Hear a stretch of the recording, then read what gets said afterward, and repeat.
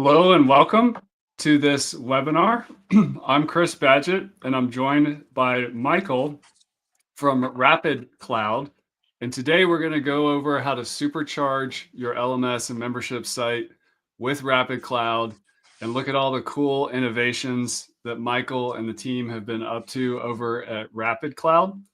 Rapyd Cloud is a newer host that came out about 4 months ago, 5 months ago, maybe half a year. It's We've been live since January actually of 24.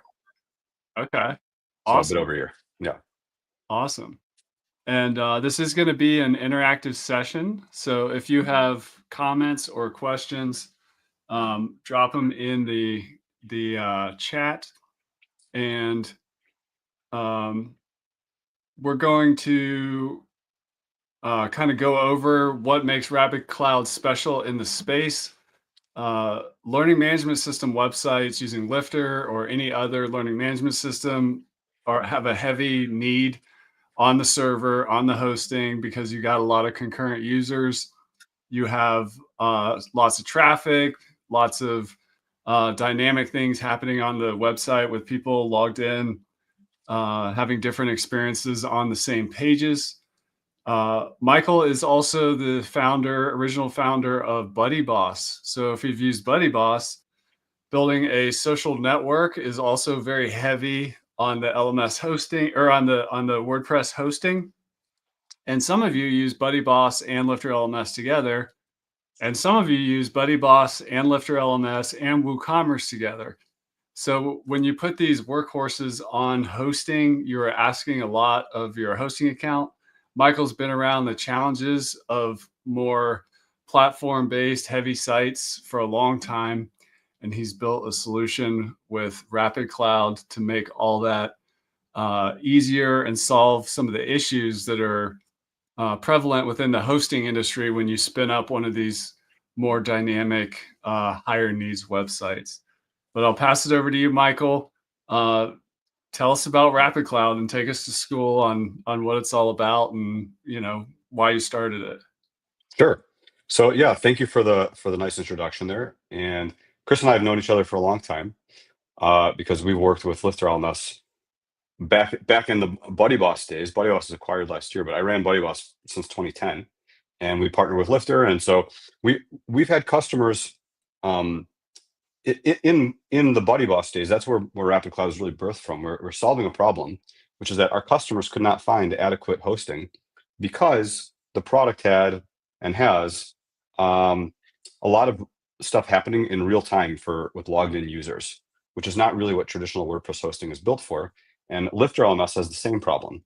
So most hosts are built around sites that don't change very often, like blogs and marketing sites, and a lot of what people are doing traditionally with WordPress. But when you have a lot of a high concurrency, meaning you have a lot of users logged in at the same time, it presents a lot of hosting challenges because each user is seeing different content from the other, and all that has to be generated in real time. So if you have 10 users logged in, you're generating like 10 sites at a time. And our customers who are using BuddyBoss, which those who don't know, it's a community platform. So everyone's logged in, sending messages to each other, newsfeed, all the stuff in real time.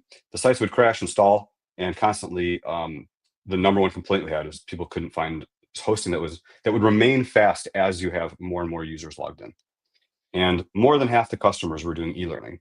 So they were using Lifter LMS or one of the competing LMS products. And so we built Rapyd Cloud from the ground up to be a solution to this. And the response has been really great.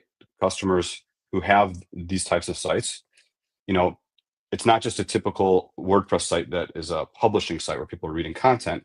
These are sites that are more like software, where people are logged in, looking at a course, purchasing a course, taking a quiz, maybe messaging other members if they're mixing in BuddyBoss or other things. Or maybe even if you're selling stuff, in WooCommerce, when you're logged in, you're in the checkout, everyone's seeing different stuff. And so Rapyd was built around scalability and concurrency. And yeah, that's sort of the backstory.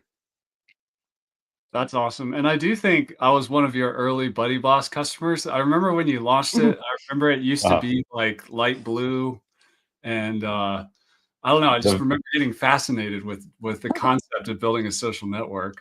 I remember that light blue theme. Yeah, that was the original Buddy Boss theme, which Yeah. launched, oh man, I don't know, 2011, I think, or 2012. And back then I did a lot of the coding. We were a really small team. So yeah.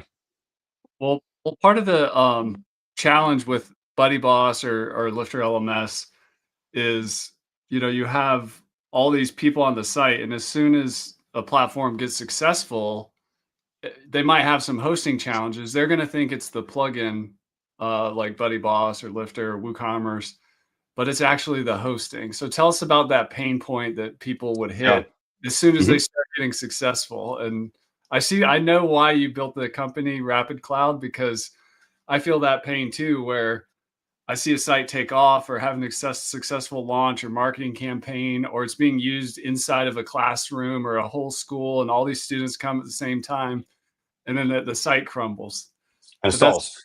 Yeah. And this is what would happen a lot. So people would have the site wouldn't necessarily go offline, although it can, but often what would happen is people just reach a scalability issue where the site would stall, and the subsequent page visits, people would have really 20-second page visits sometimes. The length of time they're waiting for the response up from the server, and they'd be using the big hosts that you've heard of, and still get this problem. And with it was frustrating because often they would blame us. They would say, "Oh, it's the software is inefficient," and stuff like that. And sure, obviously, when you're a software vendor, I'm sure with Lifter LMS too, with any software, there's room for improvement. You can improve things and get it more efficient, faster. But 90% of the problem was that they didn't have enough power behind it. There's no level of changes to the software that you could do that would fully solve this problem. Because the problem really is an issue of concurrency. So if you have a site where everything is, let's say you take an example of a publishing site, it's like a marketing site or something like that. The content doesn't change very frequently. And so what do? You just do aggressive page caching, which is what most of the hosts do. That's how they achieve really high performance. They focus a lot, and we do too, but they focus a lot on like the CDN and the edge network and everything they can do to deliver the content as fast as possible through the pipes, assuming it's mostly cached. But what happens when you have users logged in and they're seeing different content from each other, right? So when you're taking a quiz, I'm taking a quiz, we're seeing different content. When we're in a community, my messages, my profile, everything is unique. In that scenario, you can't cache everything. And so what ends up happening is the server has enough power to generate the page for Chris. I come view it, it has enough power to generate the page for me. More and more come on, and all of a sudden, it can only do so many parallel processes at a time, and everyone else is in a queue waiting for processes to open up. And then that's where you get obscenely long page load times. So it's not that the software is too inefficient to create the page fast enough. It's just that like there's not enough availability on the server to even get to that page request. And that's basically what happens. And then we added the Buddy Boss app around 2020, 2021, which added even more need for better hosting because you have all these API requests happening at the same time too. So how did you solve it? Like what Oh, gears do you turn? Like how did you make mm, hosting that can accommodate this? yeah. So we first off we focused on this problem. So everything is built around that. So the resources you have are virtualized from the starting point. So it's cloud hosting, right? That's why you have the cloud in the name. So the resources are virtualized, meaning the amount of CPU cores available to you, the amount of RAM to you given available to you is not set in stone. It's a range, and that allows us to average uh, your usage and be able to have the plan affordable to what your average usage is, because it's going to spike. You're going to have ebbs and flows in your usage. So like when you have let's say you have some campaign or you have something going on where you're driving traffic, you're going to have a lot of users, but at 2 in the morning maybe it's basically empty. So we virtualize the CPU and the RAM up and down, and we use the fastest technology like light speed, and we have really good database caching built in. So everything is built around the actual generation of page requests being really fast. We use the latest, highest performance servers available, and we have a incredible amount of PHP workers. So a lot of the other hosts will have 10, 20 PHP workers, or maybe in a very expensive plan, like 100. Ours go up to the thousands, actually, in the higher plans. And each Wow. PHP worker is basically, I know it gets confusing when you go too technical, but you could think of each one as like able to do one process kind of at a high level. So if you have a lot of them, then you can have a lot of parallel processes, which means you can have a lot of concurrent users at the same time. So we do all that along with other things. I mean, the whole architecture is just designed around this solving this problem. So how so I guess with like caching, do you just like skip it on dynamic pages like a community page or a quiz page or So, um, I mean, if you want to enable, you can always add plugins that will add page caching and stuff like that. But what we do is we focus on mostly on the database caching. So doing things like Redis and Object Cache Pro that will cache the data requests as much as possible and not the page requests. We don't focus on doing page requests, doing page caching, yeah. right? And in terms of speed, like how about like the back end? Like when somebody's working on the site, building a course or, in the WP admin, how's that on Rapid Cloud? Extremely fast. So we would have this also. We would have customers who would log in and their WordPress admin would take 10 seconds, 20 seconds to load. That would happen a lot. And it's the same problem as the front end. I mean, the dashboard can't be the WordPress admin can't be cached because it's interactive. So then you get, if your site is already underpowered, your hosting, then when you're going in the dashboard, you would have all those page requests would be running in parallel. And of course, a lot of customers have a problem if they add way too many plugins and all of those plugins are doing page requests, possibly in the adding things all over the WordPress admin also. And we're able to handle all that. So we have customers who not only have a faster user experience for their users, but also have a faster experience in the dashboard. Yeah, I could see that really coming in handy for the Lifter LMS reporting, which runs in the back end. Mhm. So if you've got the back end, sped up, a lot of the LMS related stuff in the back end is going to be much faster. For sure. In terms of getting over to Rapid Cloud, hosting is like, especially if you're established, sometimes it can feel overwhelming, particularly for a non-technical person to switch. Hmm. Um, what do you guys have on offer, and what recommendations do you have for somebody that wants to move to more performant hosts like Rapid Cloud? Sure. So first, if you come to the site Rapyd with a Y, rapyd.cloud, you can we have live chat support they can talk to and help you figure out what plan to purchase if they don't know. And we have a free trial, so you can actually trial the software for 3 days before buying it. And then once you become a customer, we do a free migration service. So we'll actually migrate your whole site, and it's very their migration team is really good. They will hold your hand through it, and they will take care of all the difficult stuff and migrate the whole site to us for free. And then you're good. And we have excellent customer support, and it's not just fast hosting; it's fully managed. So we have a really easy to use dashboard where you can, like, if you think of the best managed dashboards you can imagine from the other hosts you've used, if you're using something like that, ours is fantastic. You can do everything in there. You can update plugins, roll back plugins, turn on WP debug, go into PHP my admin, edit PHP to INI, turn on and off services, reboot the server, full file manager, SSH access, like everything. We have all that in there. So it's easy to use once you're there with excellent support and a free migration. Yep. What about the security and backups and all that stuff? Yeah, so we have the whole server is backed up on a regular basis, and then each site has daily backups. So, and we have now we launched earlier in the year the ability for multiple sites per server. So you can buy a plan and have multiple sites. So each site gets its own daily backup, and at any moment you can go in and request a backup too, at some random time of day. And then those backups, you can download the backups, or you can also restore to a backup point if you need to. And then security, we have very good security. We have Monarchs built into every plan. And those who don't know, Monarchs is basically doing security scans at the server level and looking for malware and automatically patching any malware issues. And we have PatchStack as well. And PatchStack is doing the same thing, but at the plugin level. So they have a database of plugin and theme vulnerabilities, and they're searching for any issues you have and auto patching it or suggesting to update. Wow, that's awesome. And then what do you recommend for people getting in terms of like, I'm looking at the pricing now. There's 4 plans: the startup flex, startup, performance, agency. How Mhm. should people think about, um, where to start? Can you just seamlessly upgrade if you end up needing to get Sure. bigger site? Or yeah, just tell Right. us about, as people grow, what should they expect and how it Sure. works?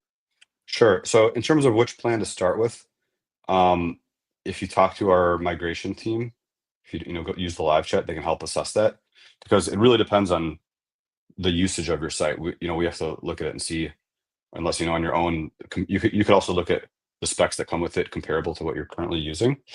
Um, but yeah, it depends on how many plugins you have, how much concurrency you have, how many visitors you have, and all that. Which plan is the right one to start? But the good news is it's very easy to change. So you can go in there in the dashboard without having to talk to our support at all, and you can upgrade your plan. And in real time, you can request the update and pay for it in the dashboard, and pretty much instantaneously the resources will be assigned to your site, like within seconds, without any downtime. It'll just happen automatically, and you can do that at any time. Yeah, one way to think about this, if you think about building a school with real estate and buildings and people, it's a big thing. If you think Mhm. about building a community, like a town where people talk and all this stuff, it's big. And when you translate that online, you are asking your website to maintain a lot of processes and people, and the hosting is so important. Um, I just think it gets overlooked. I see a lot of people often, they just don't, they see it as a, well, I'm just gonna get the cheapest option, Right. and but it's, like, so important and so critical. It's so critical to the performance of the site, and people spend thousands of dollars on developers to fix stuff and try to make it faster. And Yeah. really, the hosting, you're not going to have to go that high, and most, for the vast majority of people, to get really good performance. Um, and yeah, I mean, it's a huge factor. That it's like, if your computer is slow, is it because the software is slow, or when you buy a new computer with better specs, does it get a lot faster? Right. The hosting is what's powering the whole thing. Yeah, so there's a market for cheap hosting for sure. If you have a simple website, you shouldn't pay for expensive hosting. You should get cheap hosting. But if your site is running courses, is running community, anything like that, it's basically a piece of software, and you have to recognize it as such. Yeah, I think there's a misconception that, it's just a website if you have an LMS or a community, but it's actually a web application. It's Yes, like, it's not just a website. I mean, it right. has some static content here and there, but it's an app. It's just not a mobile app, it's a web It, app. it's an app, and the site is requesting, reading and writing from the database in real time all day, right? Whereas a regular website is not doing that. So that is the difference. That is the critical thing that is going on here. I think it's great you guys do the free migration, because if you are cost conscious and you wanna start on something cheap, shared hosting like Bluehost or GoDaddy or, SiteGround or something entry level, you can, but if you're already making money, I recommend just starting with a managed host, or you're gonna get people pretty quick and it's gonna work out. And starting out of the gate with Rapyd is a great call, and it's a reasonable price, and you can pay annual and get 2 months free, which is good. Tell us about the multiple sites. Like, what if an agency is using this? Because there's agencies out there that specialize in things like Lifter or Buddy Boss. For sure. Should they get like an agency plan if they're trying to include the hosting in their offer, or should they advise their clients to get their own Rapid plan? Or how do you think, what's best for Yeah, agents? sure. We have a bunch of agencies who are partnered with us. Um, the It depends. So first off, yeah, so we launched the multiple site plans earlier in the year. So that allows you to have multiple sites on one container, right? So if you're an agency, for sure you're going to be using that, because the agencies usually have a ton of clients and they need to distribute that cost. So in terms of whether you can buy an agency plan from us, and we have an agency program, partnership program, and you'll have somebody who will work with you and take care of you, and you'll get discounted pricing because you have a bunch of sites available in one container. And we have really big servers that can handle a lot of sites. Or an agency, like you suggested, could have their client purchase a multi-site plan. Most agencies already know how to, if they're reselling the hosting or if they're recommending to the client. We have a affiliate referral program also for them. So in my experience at BuddyBoss, I used to run an agency. BuddyBoss has an agency, and for a long time, that was in the early years, that's how we financed building the company, really, was through running a pretty successful WordPress agency that focused on communities.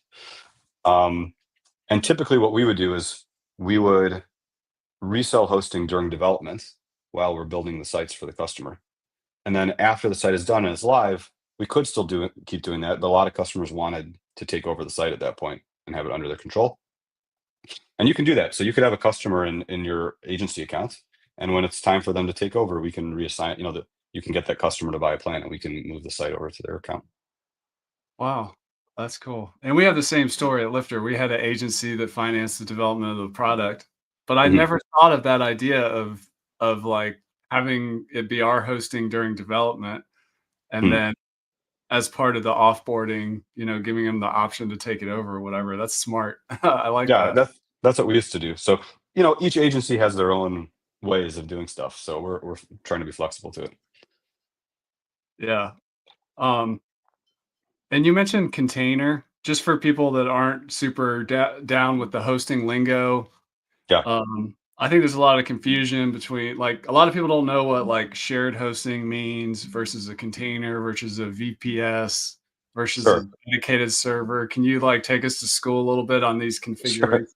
sure. So shared hosting means a a bunch of sites being shared sharing the same hardware.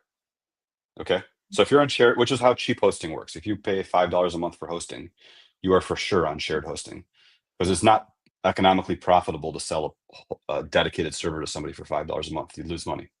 So if you're on very cheap hosting, for sure you're on shared hosting, which all it means is the resources of whatever their infrastructure is, that the resources of that server are being shared across some amount of sites, and those other sites are other customers.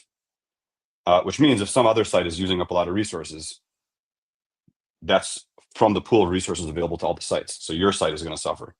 It means if that shared box gets hacked and malware is injected, it might be injected into all the sites on there. So that's part of the downside of shared hosting, but the upside is it's super cheap. So, that's what it is. You can upgrade from there to a VPS, which is less popular now, but for a long time that was what people do, which is a virtual private server. It's basically like a dedicated server, but they kind of through software partition part of it for you. So it's still isolated to you and the resources are isolated to you, but it's shared on a drive. It's not a server is not that different from a computer that just doesn't have a screen or keyboard, right? It's basically you can get a Mac Mini. You're in You a can use warehouse somewhere. Yeah, people get Yeah. confused by all this stuff. Like you can buy a Mac Mini and use it as your computer at home, but there are Mac server warehouses that are just racks of Mac Minis connected to the internet. Like that's a thing. So, which they're basically running like a server. So, a dedicated server is the whole. Let's say it's a Mac Mini. The whole Mac Mini is used for you, versus a VPS is like a partition. And then you have cloud hosting where you have totally virtualized resources, which is what we're doing. So there, you're not, when we call it a container, we're just talking about like, it's hard to explain it, but like the instance of stuff that is uh, pulled Resources. together. Yeah. The resources that have been dedicated to you. And in a cloud setup, it's virtual. I mean, it's real hardware, but it's the the resources can be added or taken away from your container in real time, easily. So we can, if you had a dedicated server where you're on a hard drive and you want to upgrade to a higher plan, they actually are going to switch you to a totally different computer, and like there's going to be downtime while they migrate everything to a new server. In virtualized cloud infrastructure, if you want to increase the resources, you want more space, you want more RAM, more bandwidth. All of this can be done in real time and scaled back down, right? So that's the modern way of doing scalable hosting. Usually is through a cloud infrastructure like that. And when I say a container, yeah, you could think of it at a high level as like the resources that are pulled together for your site or sites. So if you buy a multiple site plan from us, in a sense that is shared hosting because all the sites you add on it are sharing the resources, They're but all it's your different, site. but they're all your own sites. That's the Yeah, difference. Yeah, they're all your own sites and you're in control of that. that's awesome. And the PHP workers I find fascinating because I've seen other hosts brag about much lower numbers of PHP workers than you have, and it's Right, right. and I know that's the best explanation I've heard. You saying how it's like high level process management, and these complex sites have a lot of processes going. Yeah, you could think of each process. You could think at a high level like each PHP worker as being one person, like one visitor to your site. And so if you have 10, then you can have 10 concurrent users. That's very high level because the truth is how many workers are needed for a certain amount of, well, each visitor to your site might be might be one database request, or it might be 10 database requests. It depends on the software, how things are written, what's actually going on there, right? But some amount of PHP requests translates to some amount of visits in parallel on your site. And so the more you have, the more parallel visits you can have. And just I know it's a I don't know if it's a controversial issue or whatever, but like my understanding is with good hosting like Rapid Cloud, you don't need to mess with caching plugins at all. Like it's just part of the service. Would you say It's so? all, I would say so. So it's all, um, everything I'm talking about is in the deployment of your environment. So when we deploy the environment, all the database caching, everything I've described is auto deployed and configured like that. But if you do want to do aggressive page caching, let's say you have like some sales pages, you can add a caching plugin and configure that on those pages. Nothing's stopping you from doing that. But our stuff will be really fast out of the box. Yeah, without you doing anything. And that's also with like security plugins and backup plugins, particularly backup plugins. Whenever I see folks talking about backup plugins, to me, that's just a sign that you're not on a great host because the host The should host do. should do the backups, right? And some do and some don't. And the other thing is, if you're really focused on performance, backup plugins and security plugins actually impact your performance because they are adding to the processes that the server has to deal with. The security plugins especially can have performance impact because they are scanning your site all the time, and that's software running on the site. Whereas when we're using Monarchs, it's installed at the server level. It's not hitting your database or affecting WordPress itself in any way whatsoever. It's at the underlying infrastructure, at the security, at the server level. So it has no impact on your performance, basically. And the backups also, our backups are done outside of WordPress. And if your site goes down, right, or if your site is hacked and everything's destroyed or something, what good is it to have your backup plugin in the WordPress admin? Because you have to be able to log into admin to access it. Now you could maybe set up one of them to offload it to S3 or something, but it becomes complicated. Here, if your site goes down, if you have the white screen of death or whatever, you can just go into the Rapid, the My Rapid dashboard, our dashboard interface, and from there you can go download the backup, or you can restore it to the backup point outside of WordPress. Same thing if it's hacked, whatever, you have everything outside of WordPress, which is sort of the point of having the redundancy. Yeah, I had a back when I didn't know what I was doing. I think I got kicked off of a shared hosting plan because I set up a backup plugin. And Uh-huh. I thought my site was really important, and I said, "So back it up hourly."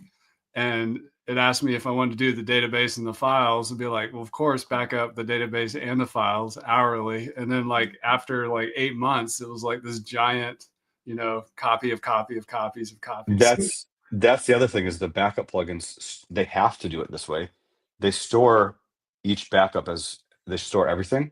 So let's say the whole site takes up 20 gigabytes because you have a lot of media, whatever. And you do it, let's say you do a daily backup. Every backup is going to be 20 gigabytes. So if the host that you're working with has 100 gigabytes available, it only takes a few days and you've consumed everything. And then you have to buy more storage from the host, or you have to like start deleting old backups all the time and you don't have a long archive. Our backup system we use is incremental. Hmm. So it's all every day when it does the backup, it's only has to like index the changes from the previous backup. So the initial backup will be, let's say it was 20 gigabytes. The initial one will be 20 gigabytes, but then the daily will be super tiny. So you can have, you can have 30 days of history and only consume maybe 25 gigabytes in total or something like that when your whole thing is 20, right? Tell us about WooCommerce. I think it's not quite as heavy as like a LMS or a community, but it does have like account pages and stuff. Why do WooCommerce sites, what kind of where do they benefit from They, switching mhm. to something like Rapid Cloud? Sure. They can be as heavy. It depends. If you have, if you have a site where you're selling 2 t-shirts, it's not a big deal. But if you have a site where have a huge catalog log of products and you have a lot of people logged in, a lot of people checking out, it's a really active WooCommerce site, or a site where you have a lot of WooCommerce plugins. There's a whole bunch of plugins. People do subscriptions and memberships through WooCommerce and all kinds of stuff. Then it can get more overwhelming. But the main thing is that when people hit the checkout and they're in their cart, my cart is different from yours. Again, we're back to it being software. I'm putting in a credit card, I'm paying, it's doing things, it's telling me, it's got a little notification of the live cart and everything. And if you have a lot of people checking out at the same time, then they'll start stalling and people will have longer page load times. And that's a big problem because if you look up the data on this, you will have massive cart abandonments if that happens. Yeah. And that's the worst thing the worst scenario is to have a bunch of people in the checkout because you email blasted your customers, 1,000 people, whatever. You have a bunch of people in the checkout and then it starts stalling. That's like the worst outcome. So we have all the caching stuff set up for the cart. And then we also, if you have WooCommerce, we have a WooCommerce settings area where you can just check a box and we'll install Elasticsearch, which is at the server level combined with ElasticPress plugin, which we auto configure in there. And that allows people to do, when you're searching the WooCommerce for products, that can also be slow. So when you do this, the search is like instantaneous. Now, again, if your product catalog is like a t-shirt, like three items, this doesn't matter that much. But there are people who are using WooCommerce, with huge product catalogs, and for them, this matters. And if you only have one t-shirt and it goes viral on TikTok or whatever, I For mean, sure. The you have checkout 1,000 matters. people hitting the checkout. Yeah. Yes. That's the worst time and the worst part of your website to slow down. Yes. And with Rapid Cloud, I mean, this is just value added. It's not like you're paying for the special WooCommerce plan or something. If you're on the hosting and you add WooCommerce, immediately you'll see a WooCommerce settings added into the site where you can turn on the Elasticsearch and everything. And the infrastructure is designed for this. So when you have bursts of users, it's just going to work. And we Yeah. had that, but a lot of BuddyBoss customers were using Lifter LMS. A lot were, or I should say, still do use WooCommerce. And it's not the main function of the site, but they're selling stuff through it. And sometimes they even use WooCommerce memberships as actually their membership area where people are buying the subscription. Because a lot of, community and course customers make money through selling memberships. Yeah. Yeah, that's awesome. Help us answer this question. We get a lot at Lifter, and it's sort of like, I don't know, man, it depends on your host. But the question is, like traffic, like number of website hits or number of users. So we'll get a question like, hey, I'm trying to use Lifter LMS, but I have 50,000 students in my thing. Mhm. Uh, but then there's the nuance. It's like, well, do all 50,000 people use the website at the exact same time? And the answer is usually Yeah, no. usually no. But Right.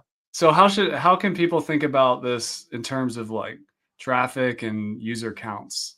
Yeah, I mean, at the bottom level, it's just how many page requests are happening simultaneously, how many Yeah. requests to the database. So how your software, depending on the plugins running and stuff, let's say each user who visits the site requires 3 database requests. Let's just pretend on your site. And Yeah. it depends on depends on the software you're running. Let's just pretend that's what it is. If you have 10 users, then that's 10 times 3 is 30 database requests at once, right? That's what's going on. So how many requests simultaneously can the server handle? If it's cached, if everything is cached, if it's like a blog, then every request is basically not hitting the database at all. It's like a pre-rendered website that's given to everybody. It's not a problem. But if you can't cache it, which you really can't, you can't page cache, you can't cache the final output, which you cannot do on these sites. So it's how many visitors are on the site at the same time, combined with how complex of a process is it to generate a page for each visitor, which depends on what the software running, which plugins are running and how they're configured on your site. That makes sense, right? Yeah. So it's a combination of those. So if you have 50,000 visitors, but only one of them's logged in, there's some impact in the sense that there's like a massive amount of data that exists for to query through. But for the most part, if your site is written in an efficient way, if there's only one visitor, it shouldn't slow down too much. But if you have a bunch, and it doesn't take thousands for things to get slow. On many hosting environments, you'd be surprised how fast it happens. People with 10 concurrent visitors, and they'll start seeing slowdowns. If they have 100, they'll see like massive slowdowns, massive on most setups. So it really is a question of how many visitors are there concurrently and how, let's say, demanding the website itself is based on the software you have installed. We haven't talked about staging. Some people they need a staging site to either build the site, like kind of in private first and development environment, and other times people use staging to troubleshoot issues or get support from Mhm. the companies they're using, whose tools they're using. But how does Rapid Cloud approach staging sites? Yeah. So simple answer, each site has a production and staging site. So if you Okay. create, so when you deploy a site, it's always a production site that you're deploying, even if it's on a development environment or something. Any site you deploy, we consider to be the production site. And then at any moment, you can clone that production site into a staging site, and it will take everything on there and clone. If you want to reclone it later, you can click a button, it'll reclone the newest changes to the staging. And you can just flip between the production and the staging. So staging is really useful. Yeah, it's useful for doing development and testing. Yeah, I mean, that's the main thing you do with a staging site. So you change your plugins, you change stuff in the database. You want to try, maybe you want to test updating plugins or something. And sometimes when you update a plugin, we have a button that you can in like a second roll back the plugin to a previous version. But still, sometimes it's irreversible in the sense that the plugin update changes things in the database. Yeah.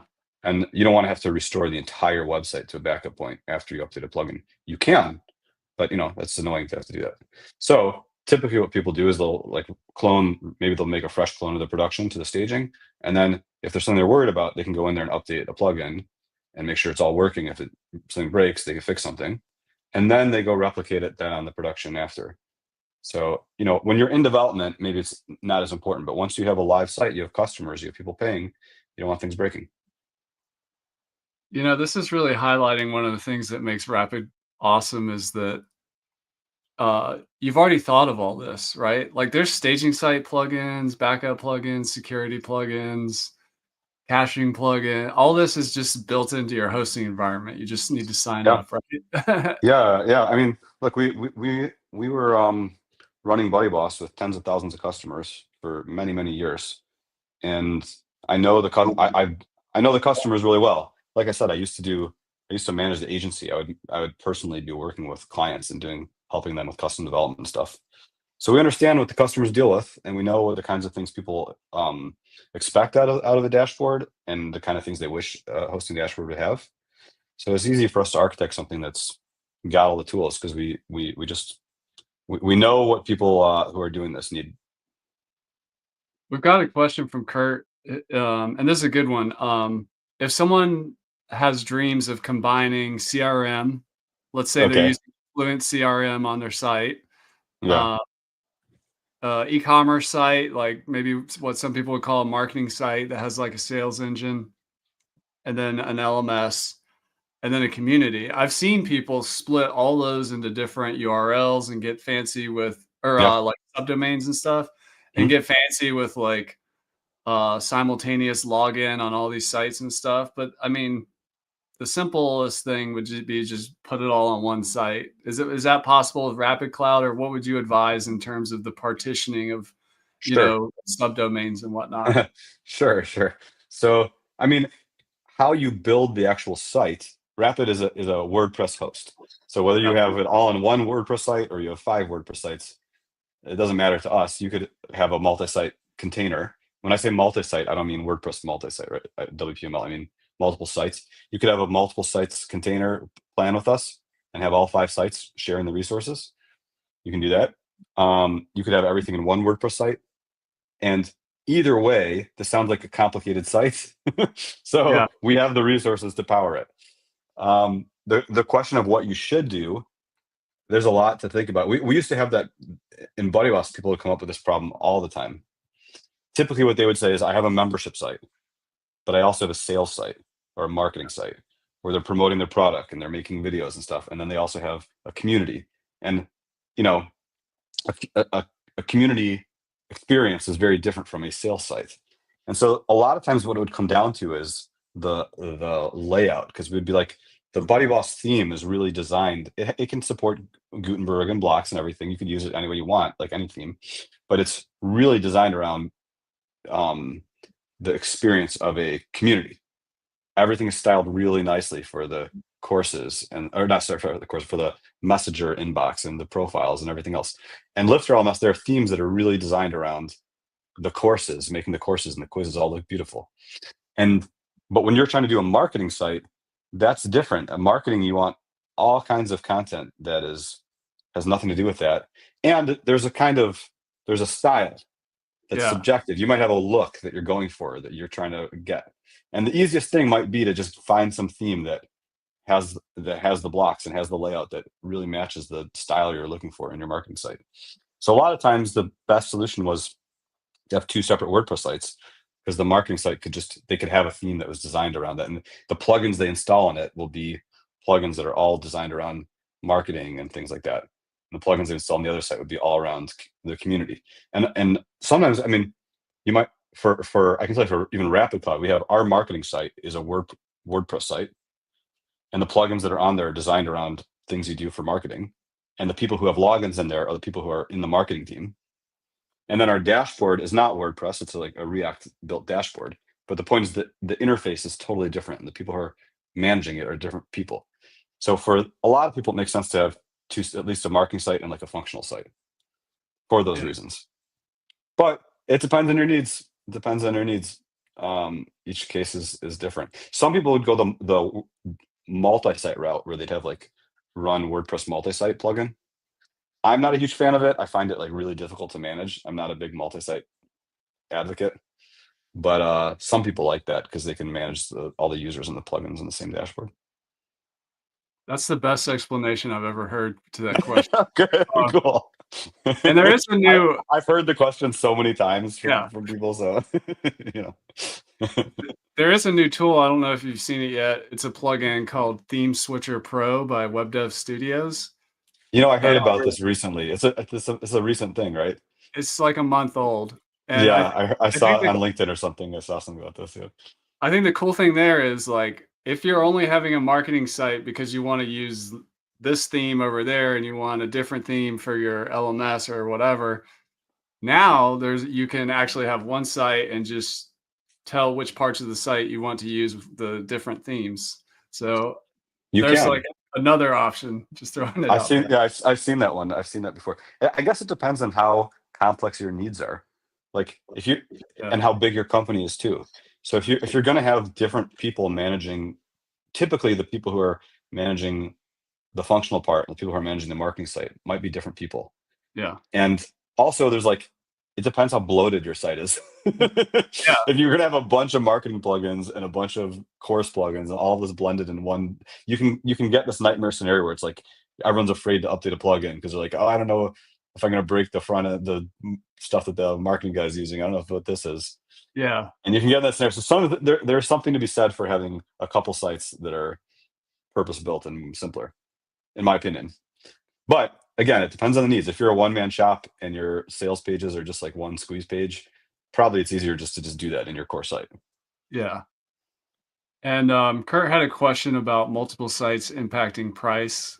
And I'm looking at the Rapyd pricing, and it looks like the starter plan has up to 3 websites. So you start with up to 3, and they have a Well, slider where you can add more, and so then we there's have, yeah, levels. we have a single site plan, and we have some of this might change over time, but we have a single site plan, and we have a multi site plan for most of the plans.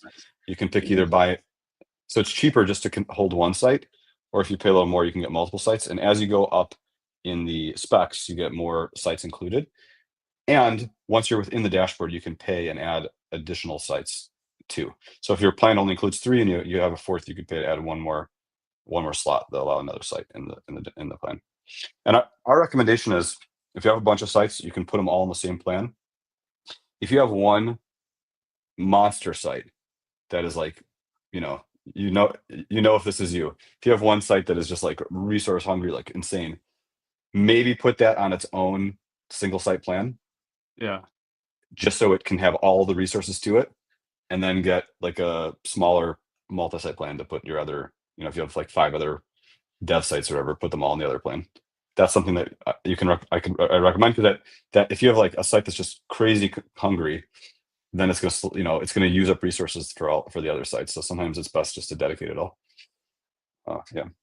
I've noticed a trend in LMS site owners where more and more of them are doing the Fluent CRM, the Groundhog, building their email marketing and stuff inside the website instead of Mhm. having a separate SaaS like Active Campaign or Kit or MailChimp or whatever.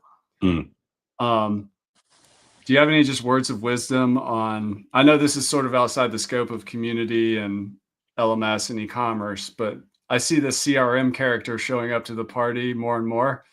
Mm. Uh, what what are your thoughts on that related to hosting?